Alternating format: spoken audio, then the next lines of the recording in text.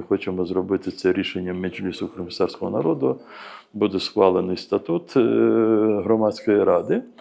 І це рада, яка буде, знаєте, обговорювати, напрацьовувати свої пропозиції, пропонувати шляхи вирішення, розв'язання тих чи інших питань. І найголовніше, що ця рада, вона буде сприяти взаємодії різних громадських організацій між собою.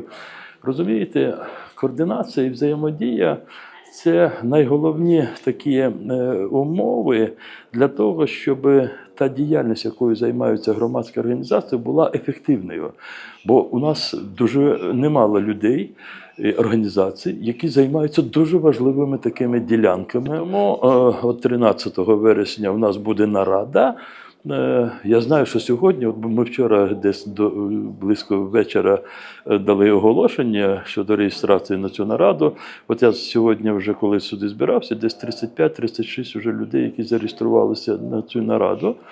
Ми попросили представників кримськотатарських громадських організацій, активістів, волонтерів, військовослужбовців, ветеранів також обов'язково ми хотіли би, щоб вони були в такій раді.